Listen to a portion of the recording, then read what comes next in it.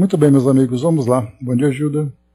Iniciando aqui o nosso trabalho de hoje, Mecanismos da Mediunidade, autoria espiritual de André Luiz, psicografia do Chico e Divaldo Vieira. Nós estamos avançando no capítulo 11, dando continuidade aqui nos temas que faltavam. Nós vamos então hoje para a alavanca da vontade, vontade e aperfeiçoamento, e ciclotron da vontade, essa segunda parte desse capítulo número 11. Nós vimos então, anteriormente, onda hertziana, do capítulo Onda Mental, em que André Luiz, então, ele vai fazer aqui uma comparação entre as frequências que os elementos químicos apresentam aqui no nosso mundo material, e ele faz um paralelo com o pensamento e a radiação mental também ali a se manifestarem em frequências variadas, né, em frequências específicas, para cada indivíduo de acordo com o seu estágio de desenvolvimento. Ele coloca então aqui também que ele vai tentar fazer essa comparação para facilitar o nosso entendimento do modo como essa onda é produzida, fazendo uma comparação entre o cérebro e um aparelho de televisão. E ele coloca então toda a estrutura necessária para que o aparelho produza a imagem e traga para nós também o som.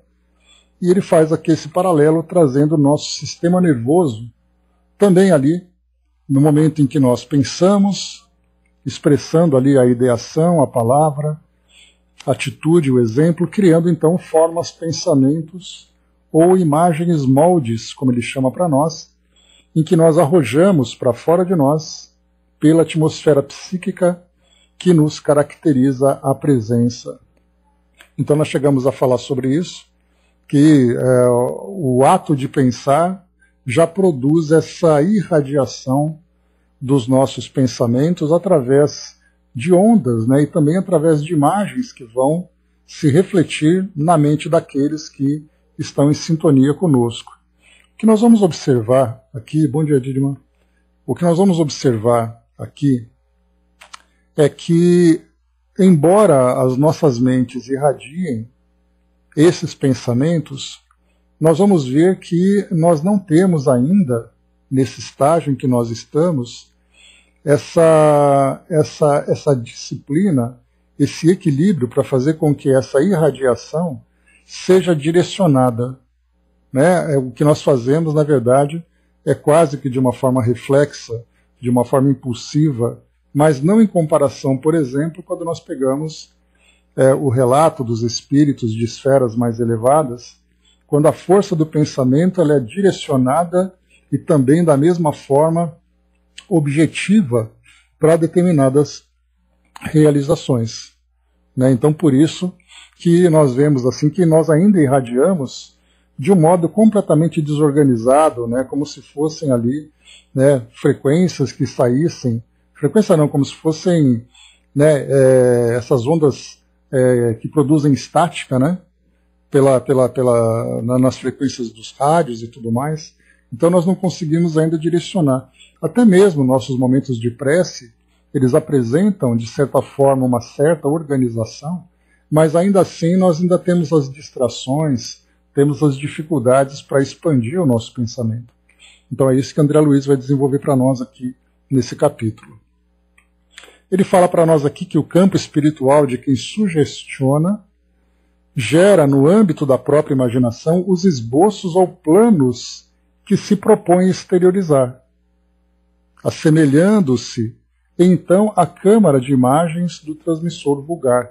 Aqui me fez lembrar, lendo esse trechinho agora, quando ele fala sobre, no momento em que nós temos ali a ideação, nós começamos então a elaborar os esboços e os planos que nós desejamos exteriorizar. Isso me fez lembrar, já são ali quase 20 anos, eu me lembro que eu assisti a uma entrevista com o Raul Teixeira, naquela época em que aconteceu o o ataque às Torres Gêmeas lá no World Trade Center. Foi em 2001 que isso aconteceu. Então, na verdade, são 20 anos precisamente. E aí, então, claro, né, que o meio espírita começou a trazer para nós uma série de temas envolvendo essa questão. E eu me lembro, então, dessa entrevista do Raul, que ele comentava sobre as pessoas que tinham ali aquele pressentimento do que iria acontecer.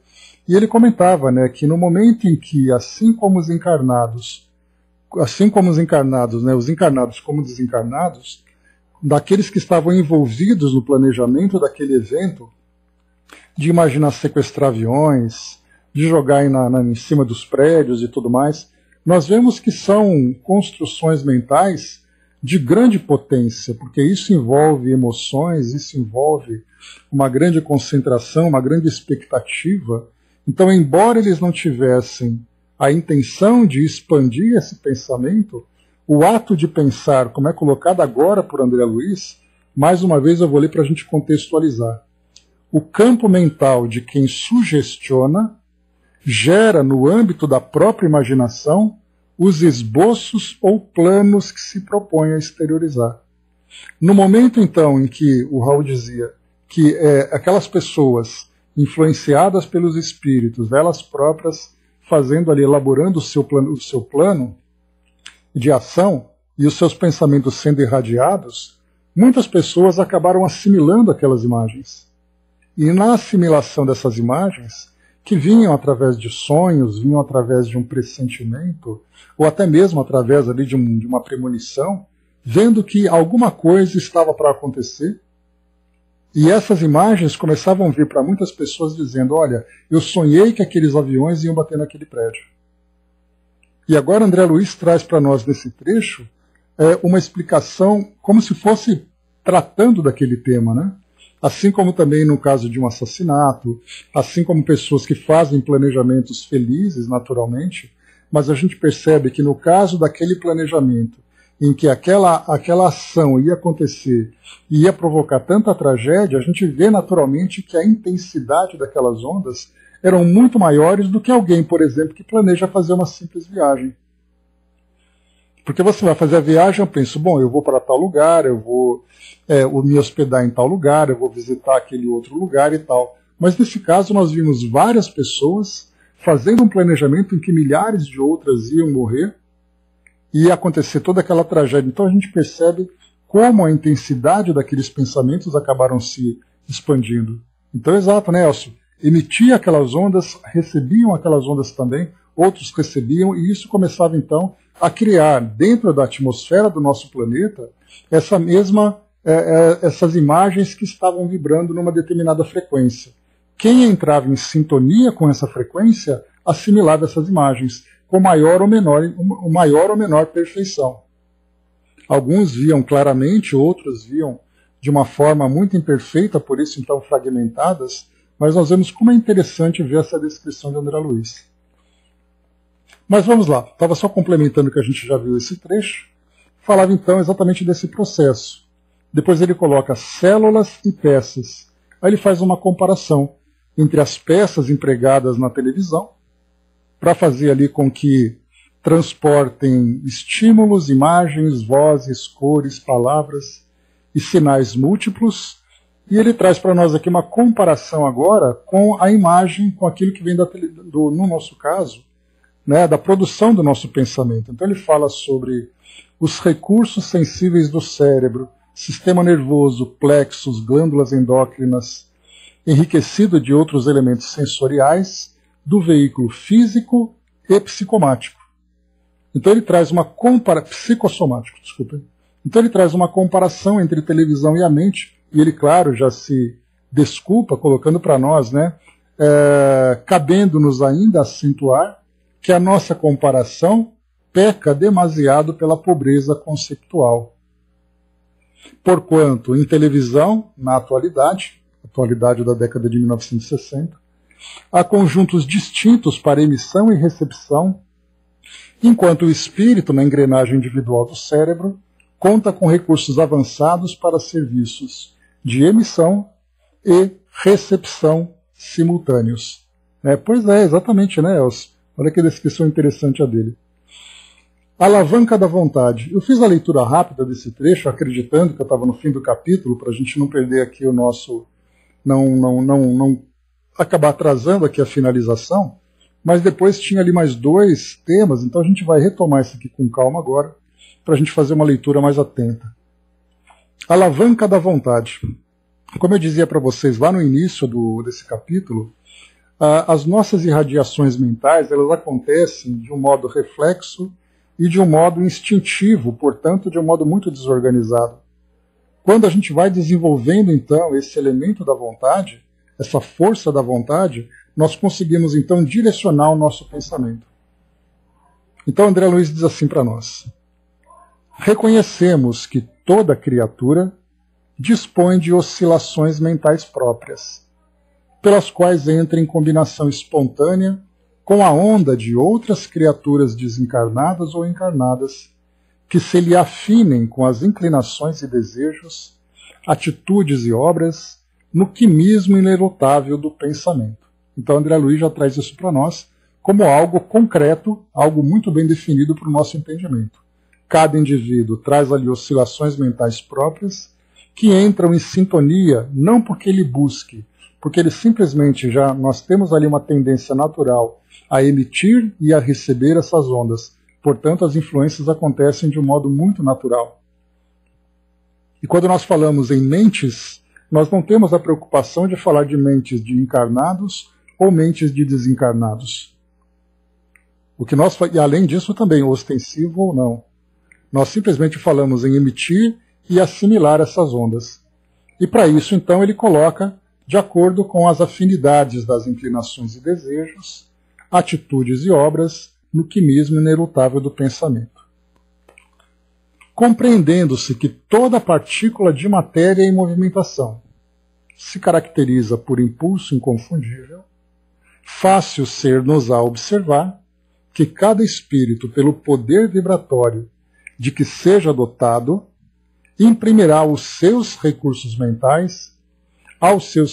mentais o tipo de onda ou fluxo energético que lhe define a personalidade, a evidenciar-se nas faixas superiores da vida, na proporção das grandezas morais, do ponto de vista de amor e sabedoria, que já tenha acumulado em si mesmo. Então também aqui, essa movimentação, esse poder vibratório de que todos nós estamos dotados, né? Porém, sem a compreensão, porque isso é parte de um mecanismo natural que nós temos da produção dos nossos pensamentos. Porém, nós não sabemos fazer uso adequado, porque, por enquanto, nessa faixa evolutiva, nós vivemos quase que no automatismo, quase porque ainda buscamos a satisfação dos nossos interesses imediatos, porém mais evoluídos, diferentemente, por exemplo, dos animais. Então, nós elaboramos ali todo o nosso projeto para a satisfação dessas necessidades e agimos de um modo inconsciente com relação a esses recursos. O fato de nós ignorarmos, entretanto, não significa que eles não estejam ali presentes e agindo sobre nós e sobre os demais que estão ali próximos a nós, nas proximidades ou em busca ou na mesma sintonia. Então ele diz assim agora: e para manejar as correntes mentais em serviço de projeção das próprias energias e assimilação das energias alheias, dispõe a alma em si da alavanca da vontade, por ela vagarosamente construída em milênios e milênios de trabalho automatizante. Então ele vai começar a trazer para nós aqui aquela viagem que nós fizemos lá no Evolução em Dois Mundos, quando André Luiz começa a falar sobre a evolução do princípio inteligente. E nessa evolução, é uma evolução biológica, é uma evolução espiritual e também uma evolução desse automatismo natural, dos instintos, dos reflexos, da própria vontade. Basta a gente perceber, por exemplo, que os animais são dotados de vontade, mas essa vontade, ela diz respeito àquilo que eles precisam naquele momento. Como eu coloco para vocês, a satisfação das necessidades imediatas. Essas necessidades imediatas são a alimentação, o instinto de reprodução, a sua proteção, simplesmente assim. Então ele vai decidir se ele vai tomar sol ou se ele vai para a sombra, ele vai decidir se ele vai tomar água, onde ele vai tomar água, ele vai decidir para qual caminho ele vai seguir no momento de fuga, ele vai decidir simplesmente aquilo que ele precisa naquele momento. Então por isso a gente percebe que a própria vontade, essa alavanca da vontade, ela começou de um modo bastante simplificado, bastante automático, lá no início da evolução do princípio inteligente. E André Luiz coloca, nos acompanhando ainda nessa viagem. A princípio, adstrita aos círculos augustos do primitivismo, a vontade, agarrada ao instinto de preservação, faz do espírito um inveterado monomaníaco do prazer inferior. Então aqui nós começamos a ver, né, nessa primeira jornada que nós estamos então trilhando como princípios inteligentes, e podemos colocar aqui agora na própria condição hominal, a nossa viagem ainda tem essa tendência na monomania inferior do prazer inferior. Então toda a nossa preocupação é: eu quero satisfazer aquilo que me dá prazer. E aí então nós vamos encontrar desde a sexualidade, desde a alimentação, desde o conforto, da proteção. E depois ele traz para nós um pouquinho mais. Avançando pelo terreno inicial da experiência, aparece o homem, qual molusco inteligente, sempre disposto a fechar o círculo das próprias oscilações mentais sobre si mesmo, em monoideísmo intermitente. Então ele começa a viver, diante das suas preocupações, das suas tendências, fechado em si mesmo. E esse monoideísmo intermitente é que ora ele interage naturalmente, ora ele traz preocupações para dentro de si, então ele não consegue processar, né, essas experiências que ele vai vivenciando, e nós continuamos vivendo assim. Tanto é que grande parte das situações que comprometem a nossa saúde mental vem exatamente por causa dessa fixação que nós temos diante das preocupações, diante das frustrações que nós vivemos. E hoje nós temos a psiquiatria, assim como a psicologia, bastante atuantes nessa área, para fazer com que nós sejamos então conduzidos na melhor forma de lidarmos com essas emoções, com essas sensações, com essas impressões. E ele continua. Vontade e aperfeiçoamento. A memória e a imaginação, ainda curtas, limitam a volição do homem, né? A capacidade de escolher do homem, a simples tendência que, no fundo, é aspecto primário da faculdade de decidir. Então a nossa memória e a nossa imaginação, ainda muito curtas, muito limitadas ainda às experiências recentes, fazem com que as nossas escolhas sejam bastante limitadas, ainda dentro daquelas necessidades imediatas. Ele mesmo opera a retração da onda mental, que o personaliza, repelindo as vibrações que o inclinem ao burilamento sempre difícil e à expansão sempre laboriosa, para deter-se no reino afetivo das vibrações que o atraem, onde encontra os mesmos tipos de onda dos que se lhe assemelham, capazes de entreter-lhe a egolatria no gregarismo das longas simbioses em repetidas reencarnações de aprendizagem. Então ele vai colocando que essa situação em que nós nos voltamos para esse monoideísmo, então monoideísmo são ideias restritas a um único tema que diz respeito à nossa existência, e aí então nós criamos uma fixação. Por exemplo, no caso de uma culpa, toda a minha vida gira em torno então dessa culpa.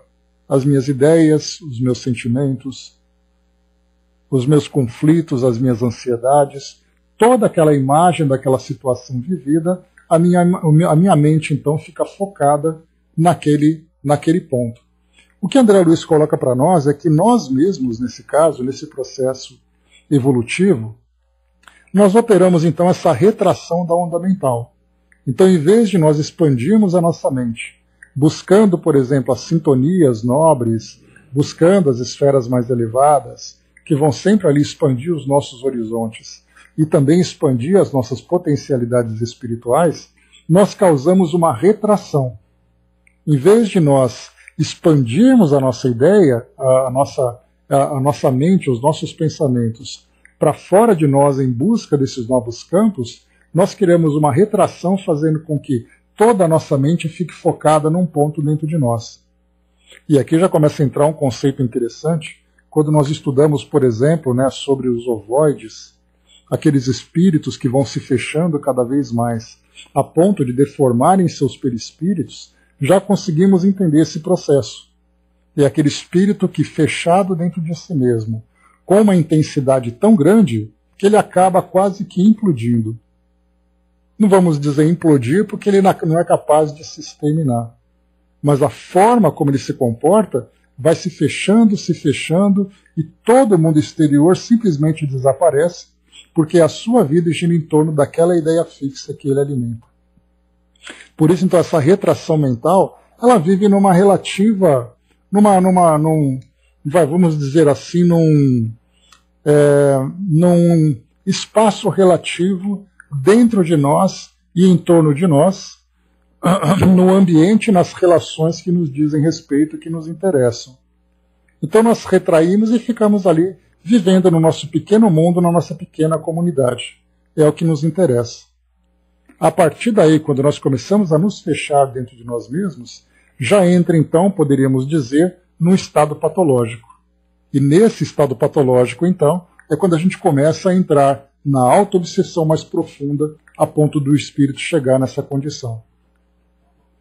Mas aqui o que ele coloca para nós é que essa retração, essa limitação, essa barreira que nós colocamos para a expansão das nossas ondas mentais, fazem com que nós, então, repilamos as vibrações que nos inclinariam a esse burilamento e a essa expansão. Ou seja, nós poderíamos, então, absorver esses pensamentos que chegam até nós, nos trazendo orientações, nos trazendo um direcionamento, mostrando os caminhos que nós podemos seguir, mas nós simplesmente não assimilamos porque nós estamos prestando atenção naquilo que nos interessa. E como aquilo que nos interessa nem sempre corresponde àquilo que é benéfico para nós, aquilo que é saudável, então nós simplesmente nos dispersamos.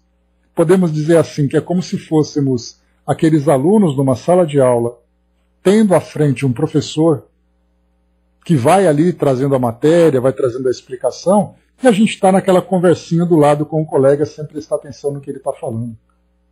Ou então a gente está ali rabiscando no caderno, fechado dentro das nossas próprias ideias, enquanto que o professor continua emitindo ali o conhecimento que poderia ser bem absorvido. Então é o que ele coloca para nós, porque nesse caso nós nos detemos no reino afetivo das vibrações para as quais nós somos atraídos, ou pelas quais nós somos atraídos. Encontramos os mesmos tipos de ondas que se assemelham conosco, capazes de entreter-lhe a egolatria, ou seja, nós então, nas nossas relações afetivas, nas nossas relações sociais, nós estamos ali nos alimentando o tempo todo, alimentando essa egolatria, ou seja, o culto do nosso ego, que nada mais é do que o próprio egoísmo. Tudo isso no gregarismo de longas simioses, nesses grupos onde nós vamos nos aproximando por afinidade, formando a nossa própria comunidade essa que se estende durante várias reencarnações de aprendizagem. Então nós estamos o tempo todo fechados dentro daquele grupo, e aí então, vivendo nesse grupo, nós criamos situações em que nós, em vez de nos aproximarmos a fim de nos apoiarmos no nosso desenvolvimento, nós vamos criando amarras uns com os outros, amarras essas que causam para nós grandes perturbações, limitando cada vez mais o nosso desenvolvimento. É por isso que com o passar do tempo a gente vai percebendo o que é exatamente você compartilhar experiências e você depender das experiências que o outro vai fornecer, vai proporcionar para nós. Então nós criamos essa dependência negativa, que na verdade é uma codependência, em que nós precisamos nos alimentar, porque é esse tipo de relações, muitas vezes tóxicas, que nós nos alimentamos. E mesmo que seja tóxica, nós acabamos nos acostumando com esse veneno moral. Quando nós começamos a mudar, então, a nossa ideia, o nosso pensamento, mudamos as nossas relações, as nossas próprias reencarnações também vão se transformando quando, então, elaboramos o seu projeto. Não temos mais necessidade de programar, por exemplo, reencarnações com essas ou aquelas pessoas para resolver problemas. E aí, então, nós começamos a trabalhar efetivamente, não mais nos grupos que nós estamos ali vinculados, por causa dessas pendências morais do passado. Mas vamos criando, então, a partir dessa expansão, essas relações saudáveis das nossas famílias espirituais. Percebam que enquanto nós estamos fechados dentro de nós mesmos, dentro daquele grupo, nós nos alimentamos de um modo negativo, mas mesmo assim nós nos acostumamos com esse tipo de alimento. Quando nós começamos então a promover a nossa reforma íntima e começamos também a evoluir espiritualmente, a nossa relação conosco e com aqueles que estão à nossa volta vão também se modificando. Vai também se modificando. Avançando um pouco mais. A civilização, porém, chega sempre. O progresso impõe novos métodos e a dor estilhaça envoltórios. As modificações da escolha acompanham a ascensão do conhecimento. A vontade de prazer e a vontade de domínio, no curso de largos séculos, convertem-se em prazer de aperfeiçoar e servir, acompanhados de autodomínio.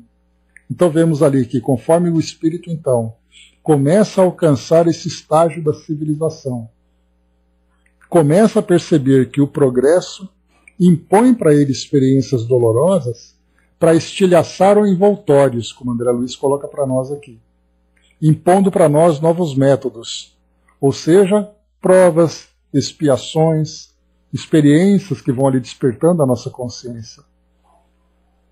As modificações da escolha, portanto, conforme a gente vai expandindo a nossa mente, as nossas escolhas também vão se modificando.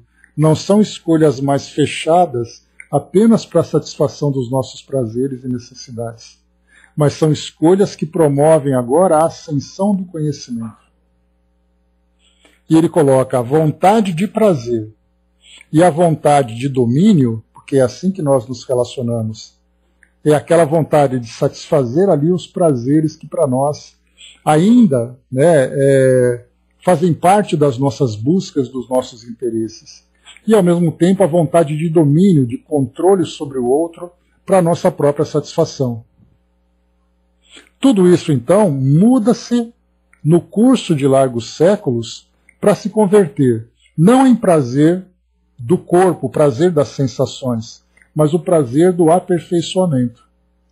E a vontade de domínio passa a ser, então, a vontade de servir, acompanhados de autodomínio, porque aí, então, começamos no nosso autocontrole e começamos a buscar o aperfeiçoamento e a vivência desses sentimentos nobres que se resumem, na verdade, no sentimento de caridade.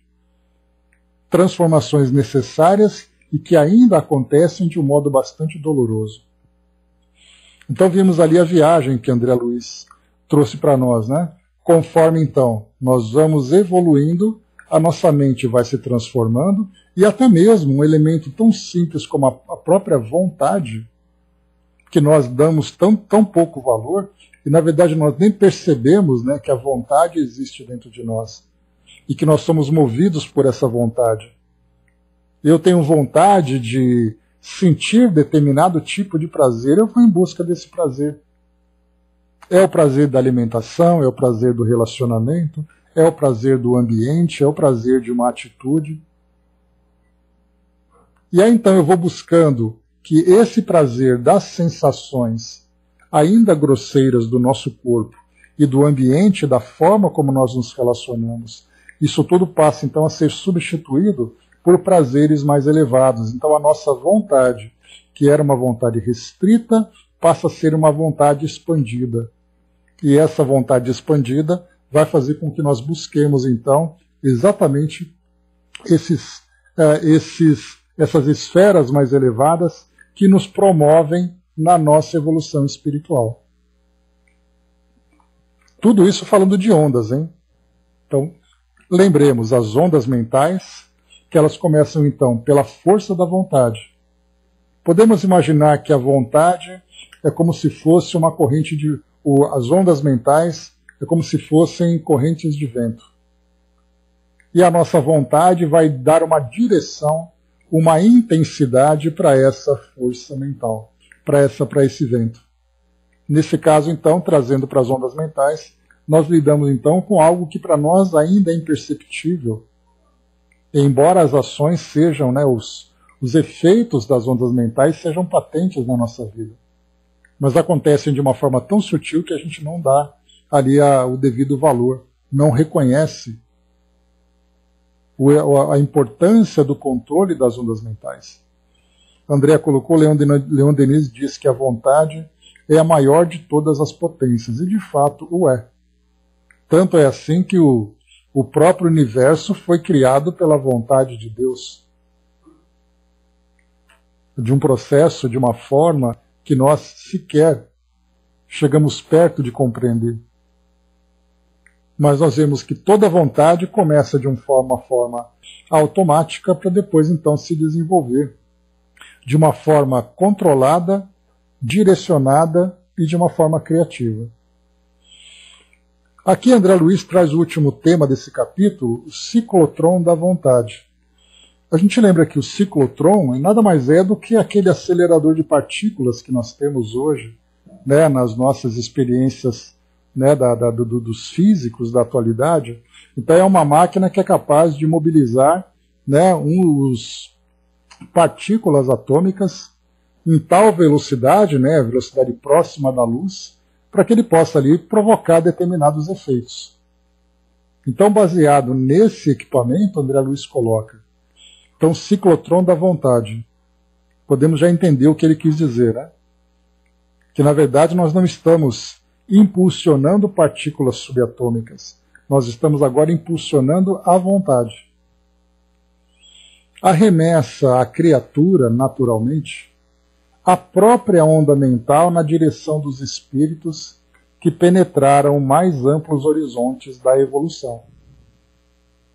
Alcançando semelhante estágio de consciência, a vontade no campo do espírito desempenha o papel do ciclotron no mundo da química, bombardeando automaticamente os princípios mentais que se lhe contraponham aos impulsos.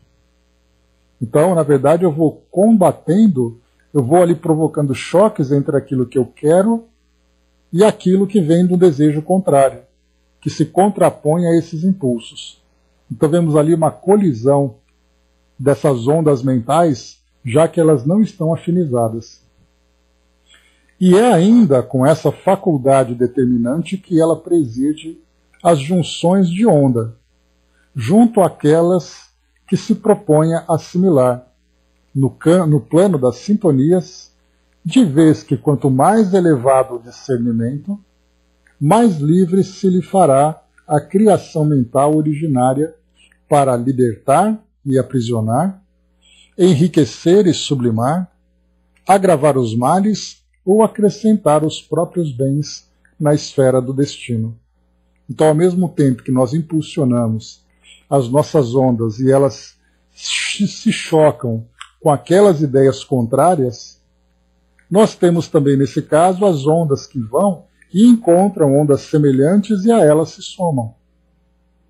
E ele vai colocando aqui para nós algo bem interessante, quando ele diz, de vez que quanto mais elevado o discernimento, mais livre se fará a criação mental, originária para libertar e aprisionar, enriquecer e sublimar, agravar ou acrescentar os próprios bens. Então, esse elevado discernimento nos propõe, então, essa liberdade. A gente vai entrar agora aqui no próprio livre-arbítrio, né, que a gente já até conversou sobre isso, quando nós estudamos no Livro dos Espíritos, livre-arbítrio. Eu comentava com vocês, trazendo ali algumas ilustrações, por exemplo, que o meu livre-arbítrio ele vai se tornando cada vez mais amplo conforme eu vou me disciplinando cada vez mais. É aquela passagem daquela música que eu sempre trago para vocês. Disciplina é liberdade. Pode parecer até um contrassenso, porque a disciplina dá a ideia para nós de restrição de movimento, restrição de ação.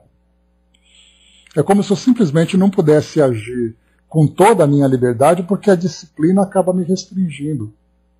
Mas como é que uma restrição da disciplina pode, então, nesse caso, me trazer mais liberdade? Aí nós vamos entender que o universo ele é regido por leis divinas, que nós estamos agora começando a aprender, não a compreender, mas começando a aprender. Aprender a existência, aprender o propósito. E essas leis, elas são imutáveis, elas existem exatamente para manter esse controle, o equilíbrio de tudo que existe à nossa volta. Significa que todas as vezes em que eu entro em choque com essas leis, eu crio então uma repercussão negativa e sofro os efeitos negativos. E esses efeitos, na verdade, é o que vão me restringindo. Porque eu tomo uma atitude, vem ali o efeito, tem a causa e o efeito. Bom dia, soldado. A causa, então, é a minha vontade, é a minha atitude. O efeito é a consequência. E eu começo a ficar cada vez mais restrito, porque todas as minhas ações vão exatamente contra essas leis que regem, que mantêm o equilíbrio. Portanto, então, se eu começo a agir em afinidade com essas leis, eu começo, então, a observar também que eu não tenho um efeito contrário negativo. Ele vai me trazendo consequências, pelo contrário, consequências positivas. Então, quanto mais disciplina, mais afinidade. Mais afinidade, mais eu uso essas leis em meu benefício. Não de uma forma egoísta, mas de uma forma produtiva. Agora, quando eu contrario essas leis, os efeitos vêm negativos. Né? Então, por isso que eu comentei com vocês da outra vez, que o livre-arbítrio ele se assemelha muito à nossa passagem num restaurante self-service. Significa que eu vou nesse restaurante, quanto menos livre-arbítrio eu tenho, exatamente pelo efeito negativo que isso me provoca, caso eu abuse dessa liberdade, eu então tenho no meu cardápio apenas 2, 3 pratos. Eu quero apenas ali, eu só posso me alimentar de verduras, frutas ou outro tipo de alimento, bem leve. Não posso mais do que isso, porque do contrário eu vou começar a ir além das minhas possibilidades e vou provocar ali uma grande indigestão.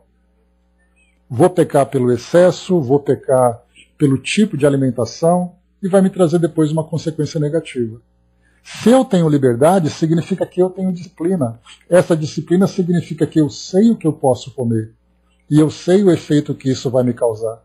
Então eu tenho à minha frente todo o cardápio à disposição. Mas pelo fato de ter essa disciplina, eu vou escolher apenas aquilo e na quantidade certa que vai me fazer bem. Assim acontece com a nossa vida. Enquanto nós buscamos experiências e situações em busca da satisfação desses nossos interesses, em busca de prazeres, nós acabamos abusando e trazendo consequências negativas. E é aí que a gente vai encontrar, então, até mesmo estudando ali o Evangelho segundo o Espiritismo, lá no capítulo 5, né, Bem-aventurados os aflitos, essas aflições, na verdade, são consequências dessas escolhas equivocadas. Pelo fato de nós não termos ainda uma disciplina moral para fazer com que as nossas ações sejam compreendidas no seu objetivo, no seu interesse, e também saibamos qual é a consequência que virá em nossa direção. De nada adianta a gente simplesmente agir por impulso, em busca dessa satisfação. E aí então vem essa nossa disciplina, o autocontrole, o elevado discernimento e, portanto, mais liberdade. O soldado colocou, é o que disse Jesus, instruí-vos, né, se não me engano. Pois é. Amai-vos e instruí-vos, esse aqui é o mais importante. Então, meus amigos, a gente encerra por aqui o capítulo número 11. Vamos